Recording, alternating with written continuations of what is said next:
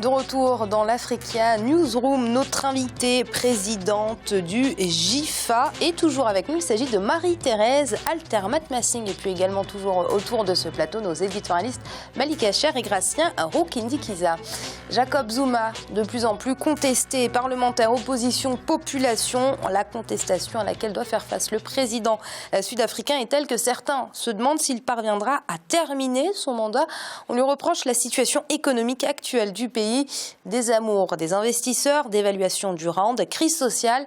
Et si Jacob Zuma n'était pas à la hauteur de la situation, c'est en tout cas ce que semblent penser de nombreux Sud-Africains. C'est un sujet de Zahara Mohamed Moutiou. C'était l'événement le plus attendu de la semaine en Afrique du Sud. Il s'agit du discours sur l'état de la nation que le président Jacob Zuma a prononcé ce 11 février 2016 devant le Parlement réuni au Cap. Affaire d'abus de biens sociaux sur fond de crise économique, une partie de l'opinion publique souhaite la démission de Jacob Zuma. Et sans surprise dans l'hémicycle, à peine le chef de l'État a-t-il pris la parole qu'il a été interrompu par les députés du parti radical de Julius Malema, le parti des combattants pour la liberté économique. Zuma n'est plus un président qui mérite le respect de qui que ce soit. Il a volé l'argent des citoyens, provoqué la dégringolade de l'économie et transformé ce pays en une farce. Et ensuite, il rigole. On ne peut pas accepter qu'il fasse ce qu'il veut de ce pays. Nous n'accepterons pas cela. La suite du discours du chef de l'État s'est déroulée sans interruption. Il a beaucoup été question d'économie, économie actuellement en berne, avec un taux de chômage en hausse de plus 25%.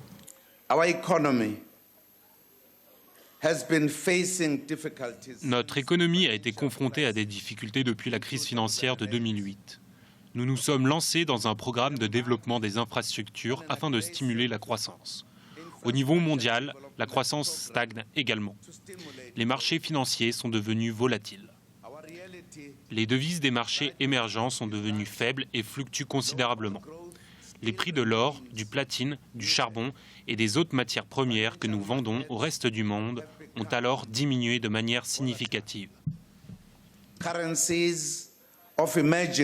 Jeudi, le président Jacob Zuma a tenté de rassurer ses concitoyens sur l'état du pays. Mais sa prestation n'a pas été jugée à la hauteur de l'enjeu au moment où l'Afrique du Sud traverse l'une des crises les plus importantes de son histoire post-apartheid.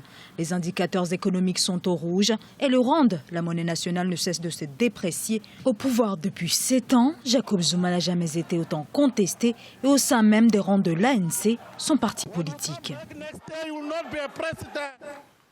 Gracien, face à la situation très délicate, le président Jacob Zuma a essayé de se rattraper devant les parlementaires. C'est manifestement un échec cuisant. Oui, c'est un échec, ça se voit. Et puis les Sud-Africains vraiment sont fatigués de ces mandats de Jacob Zuma parce qu'il a vraiment plongé le pays qui était la première puissance africaine, puissance économique, est devenu la deuxième. Il a été dévancé par le Nigeria et demain, il pourra être dévancé par l'Éthiopie et le Maroc. Et les chiffres ne sont pas du tout bons, il n'en fait rien et on voit bien qu'il entre dans d'autres domaines, notamment au niveau de... parce qu'il est accusé de gaspiller les deniers de l'État, même compris le détournement. Donc c'est vraiment un manque de confiance et cela c'est vraiment déplorable pour un pays de Mandela que les Sud-Africains, je dirais les Noirs et les Blancs, tout le monde, vraiment, ils ont lutté pour que ça soit multiracial, au niveau des fonctions. Et aujourd'hui, on voit les résultats. C'est une grande déception pour les Sud-Africains et aussi pour les Africains qui attendaient beaucoup de choses de l'Afrique du Sud. Malik, Jacob Zuma est un peu un habitué des scandales, un scandale sexuel, scandale de corruption. Ça ne l'a jamais fait perdre de sa crédibilité ou de sa légitimité auprès des Sud-Africains. Pourquoi est-ce si différent cette fois-ci ?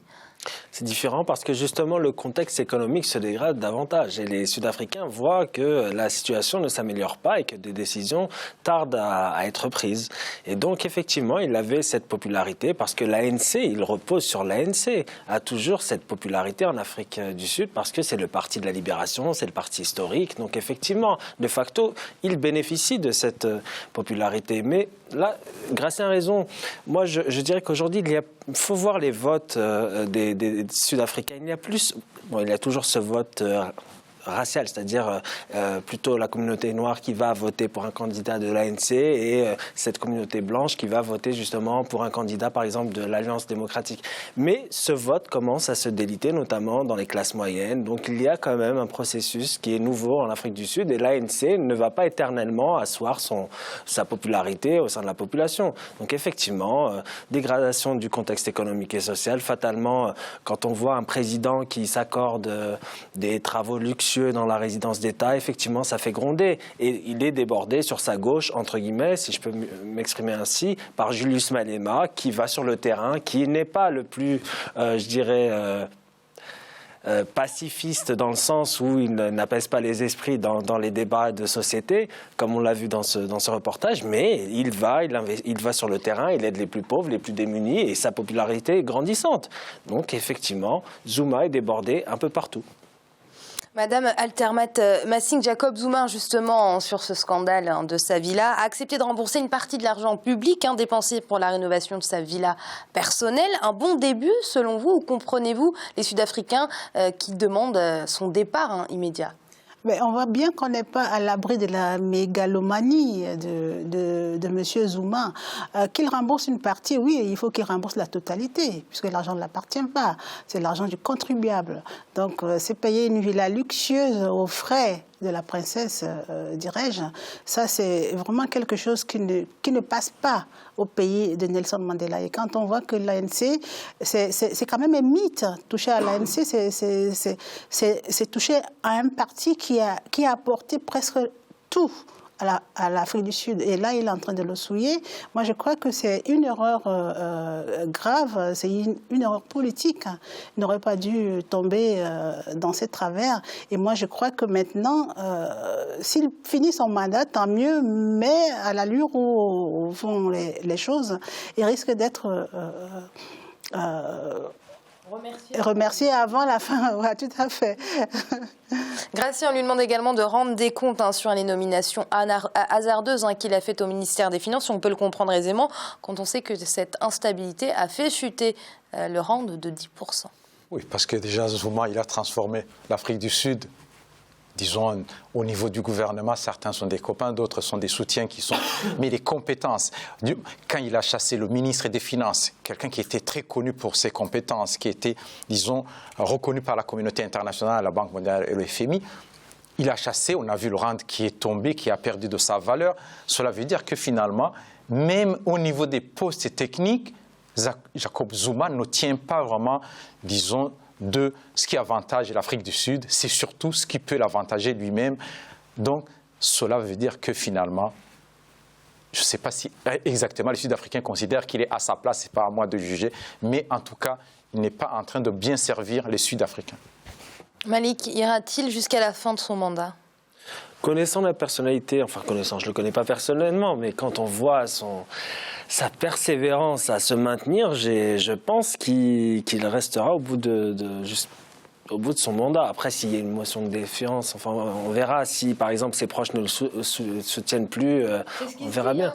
Oui, justement, c'est pour ça qu'il était très soutenu par les grands patrons, oui. Et que c'est justement la fin. Écoutez, quand je vois la situation économique, quand je vois l'absence de dialogue social, quand on voit justement les grèves à répétition, la paralysie qui gagne le pays, effectivement, on peut se poser la question. Mais il est tellement, je dirais, jusqu'au boutiste, que j'ai malheureusement bien peur qu'il finisse son mandat jusqu'au bout et que cette paralysie au risque justement d'impacter négativement le pays, qu'il poursuive son mandat. Et au Cameroun, le taux d'exécution du budget d'investissement public pour le compte de l'exercice 2015 a connu une nette amélioration par rapport à l'exercice précédent. De manière globale, il a atteint près de 88% au 31 décembre 2015. Parmi les difficultés qui ont entravé la parfaite exécution, on liste le problème de maturation des projets, l'engorgement de certaines commissions régionales de passation des marchés ou encore la mauvaise gestion des décomptes. C'est un reportage préparé par notre correspondant au Cameroun, Chérif Ousmane Bardonka.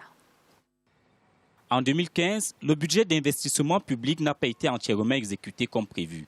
Au niveau central, il affiche un taux de 87,73%. Dans les 10 régions, le taux de réalisation physique est en moyenne de 77%. Plusieurs facteurs ont freiné la parfaite exécution du BIP 2015. Il s'agit notamment de la question de l'attribution des marchés publics, l'engorgement de certaines commissions régionales de passation de marchés et la mauvaise gestion des décomptes. C'est tous ces processus-là qu'il faut interroger. L'État est généralement en retard pour la publication du journal des projets. L'État est en retard pour payer les prestations lorsqu'elles sont exécutées. Les prestataires ne sont pas toujours sélectionnés par rapport à leur qualité, par rapport à la qualité des entreprises qu'ils présentent. Et donc tout cela, mis ensemble, fait qu'il y a d'énormes retards qui sont enregistrés. Et au final, les prestations sont au taux que nous avons évoqué, c'est-à-dire moins de 90%. Pour améliorer l'exécution du budget d'investissement public en 2016, équilibré en recettes et en dépenses à 4 234 milliards de francs CFA, des mesures ont été prises par le gouvernement. À l'initiative du ministère de l'Économie, de la Planification et de l'Aménagement du territoire, il est défini que le rythme de suivi de l'exécution du BIP soit désormais mensuel. Et pour anticiper la bonne exécution de ce budget, le journal des projets est disponible dans les services déconcentrés du MINEPAT depuis décembre 2015. Maintenant, il faut que le reste suive. Il faut que les marchés publics, les dossiers d'appel d'offres soient effectivement bouclés et que les marchés soient lancés. Il faut que les soumissionnaires soumissionnent et que les marchés soient attribués au plus tard en avril pour que les prestataires aient le maximum de temps possible pour exécuter. Naturellement, il faut aussi que la trésorerie suive. Parce que quand un prestataire a effectivement exécuté une prestation, il faut qu'il soit payé dans les délais que l'État lui-même s'est prescrit, dans maximum 90 jours. Le gouvernement entend poursuivre l'exécution de la politique du chef de l'État, Paul Biya, à travers la réalisation de nombreux projets. Les domaines de la santé, de l'éducation, de l'eau, de l'électrification et de la production agropastorale constituent les priorités. Ceci en vue d'améliorer les conditions de vie des populations. L'atteinte des résultats souhaités passe par une augmentation du niveau d'exécution du budget d'investissement public. Madame Altermat Massing, 88% d'exécution, peut-on s'en satisfaire ? Quand on compare aux années précédentes, moi j'ai dit peut mieux faire, mais contentons-nous déjà de ces 88%. Le problème maintenant, c'est que est-ce que c'est vraiment effectif ? Parce qu'entre les chiffres et la réalisation sur le terrain, il y a quand même une marge. Mais moi j'ai dit bravo, il faut qu'on continue, parce que très souvent, les marchés sont attribués aux cousins, aux voisins qui n'exécutent pas. Et là, s'il y a un service qui va voir sur le terrain, s'il y a un suivi, moi je crois que c'est un bon début et il faut toujours être apprécier le verre à moitié plein. Madame Altermat Massing, je rappelle que vous êtes notamment un président du GIFA, le groupement international d'investissement des femmes actives. Merci de votre présence, merci pour vos analyses. Merci de m'avoir invité, merci beaucoup. Et merci à vous également, messieurs. Gratien, merci d'avoir participé à cette émission. Merci Amira, bonsoir à tous. Et merci à vous également, Malik. Merci Amira, un plaisir d'avoir parlé de la femme africaine. Merci. Voilà. Et vous l'aurez compris, c'est la fin de cette émission, mais l'Africa Newsroom, ce n'est jamais fini. On se retrouve la semaine prochaine pour de nouvelles émissions. Merci de nous avoir suivis et à très vite.